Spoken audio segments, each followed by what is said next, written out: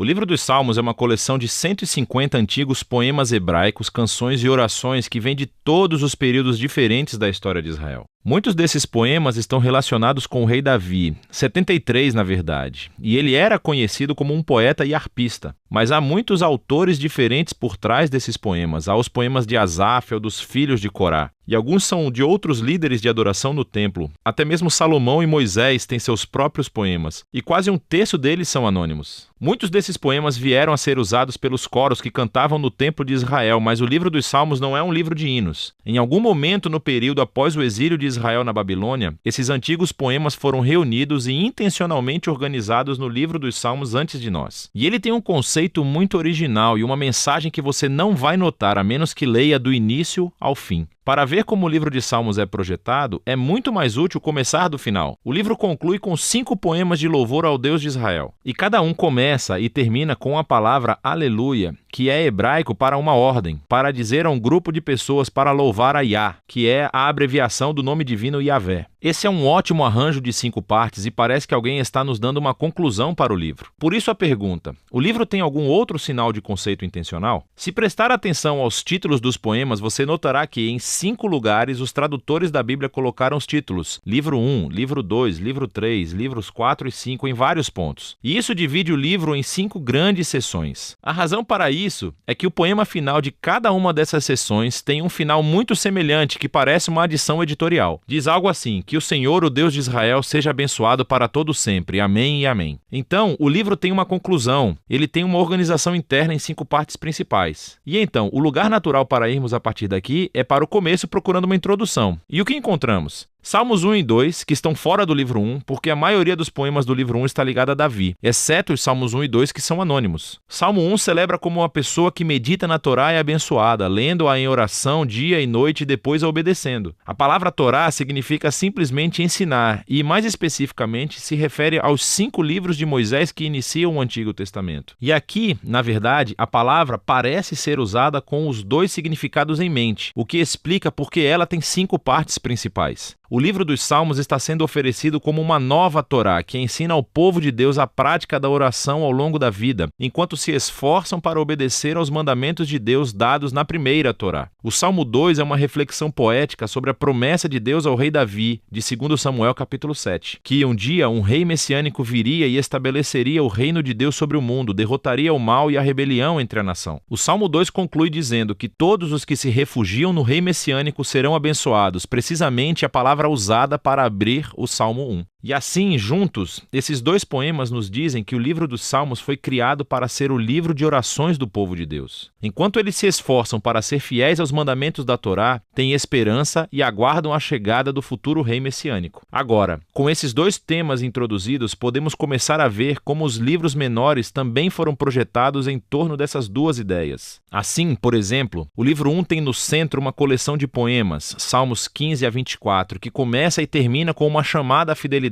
da aliança. Então, Salmos 16 a 18, encontramos uma descrição de Davi como um modelo desse tipo de fidelidade. Então, ele clama a Deus para libertá-lo e Deus o eleva como rei. No conjunto correspondente de poemas, Salmos de 20 a 23, o Davi do passado tornou-se uma imagem do rei messiânico do futuro, que também clamará a Deus. Ele será dado e, em seguida, receberá um reino sobre as nações. Então, bem no centro dessa coleção está o poema, o Salmo 19, dedicado a louvar a Deus pela Torá. Então, aqui vamos nós, os 2 temas dos Salmos 1 e 2 estão unidos firmemente aqui. O livro 2 abre com 2 poemas que estão unidos em sua esperança de um futuro retorno ao templo em Sião. E esta é uma imagem intimamente associada à esperança do reino messiânico. Então, o livro 2 termina com um poema que descreve o futuro reinado do rei messiânico sobre toda a nação. Esse poema é realmente surpreendente, porque ecoa todas as outras passagens dos profetas sobre o reino messiânico. E conclui dizendo que o reinado deste rei trará o cumprimento da antiga promessa de Deus a Abraão, de trazer a bênção de Deus para todas as nações. O livro 3 também conclui com um poema refletindo na promessa de Deus a Davi, Davi, mas dessa vez à luz do exílio de Israel. Então o poeta se lembra de como Deus disse que nunca abandonaria a linhagem de Davi. Mas agora ele está olhando para a rebelião de Israel e o seu resultado, e destruição, e exílio, e a queda da linhagem de Davi. E assim o poeta termina pedindo a Deus que nunca esqueça a sua promessa a Davi. O livro 4 foi concebido para responder a essa crise do exílio. Assim, o poema de abertura nos leva de volta às raízes de Israel com a oração de Moisés, e ele faz o que fez no Monte Sinai após o incidente do bezerro de ouro, que é invocar a Deus para mostrar misericórdia. O centro do livro 4 é dominado por um grupo de poemas que anunciam que o Senhor, o Deus de Israel, reina como o verdadeiro rei do mundo, e que toda a criação, árvores, montanhas, rios, todos são convocados para celebrar esse dia futuro, quando Deus trará a sua justiça e reino sobre todo o mundo. O livro 5 abre com uma série de poemas que afirmam que Deus ouve os gritos de seu povo e um dia enviará o futuro rei para derrotar o mal e trazer o reino de Deus. Esse livro também contém duas coleções maiores, uma chamada de Hallel e outra chamada de Cânticos de Peregrinação. Cada uma dessas coleções conclui com um poema sobre o futuro reino messiânico. E essas duas coleções juntas sustentam a esperança de um futuro ato de Deus semelhante ao Êxodo para redimir o seu povo. E então, entre eles está o Salmo 119, o poema mais longo do livro. É um poema de alfabeto, onde cada linha começa com uma nova letra do alfabeto hebraico e explora a maravilha e o dom da Torá como a palavra de Deus para o seu povo. Então, aqui vamos nós. Os temas dos Salmos 1 e 2, Torá e Messias, combinam todos juntos aqui no livro 5, o que nos leva de volta a essa conclusão de 5 poemas. No poema do centro, Salmo 148, toda a criação é convocada para louvar o Deus de Israel, porque, como está escrito, ele levantou um chifre para o seu povo. O chifre aqui é uma metáfora do chifre de um touro erguido em vitória, e essa imagem ecoa de volta a mesma imagem usada na canção de Ana para o capítulo 2 de 1 Samuel, mas também para o Salmo 132 anterior. O chifre é um símbolo para o futuro rei messiânico e a sua vitória sobre o mal é uma conclusão apropriada para esse livro incrível. Aqui está mais uma coisa que você provavelmente não notará se não ler esse livro em ordem. Há muitos tipos diferentes de poemas no livro dos Salmos, mas todos basicamente se enquadram em duas grandes categorias: poemas de lamentação ou poemas de louvor. Poemas de lamentação expressam dor, confusão e raiva sobre quão horrível o mundo é e quão horríveis são as coisas que estão acontecendo com o poeta. E assim, esses poemas chamam a atenção para o que há de errado no mundo e pedem a Deus para fazer algo sobre isso. Há muitos deles no livro, o que nos diz algo importante, que a lamentação é uma resposta apropriada ao mal que vemos em nosso mundo. Mas o que você notará é que os poemas de lamento predominam no início do livro, nos livros de 1 a 3. Mas preste atenção, pois você também verá poemas de louvor ocasionalmente. Os poemas de louvor são poemas de alegria e celebração, e chamam a atenção para o que é bom no mundo e recontam as histórias daquilo que Deus fez em nossas vidas e agradecem a Deus por isso. Nos livros 4 e 5, você notará que os poemas de louvor chegam a superar os poemas de lamentação. E tudo culmina nessa conclusão de aleluia em 5 partes. Então, essa mudança de lamentação para louvor é profunda e nos diz algo sobre a natureza da oração, à medida que esperamos pelo reino messiânico, como o livro nos ensina a fazer.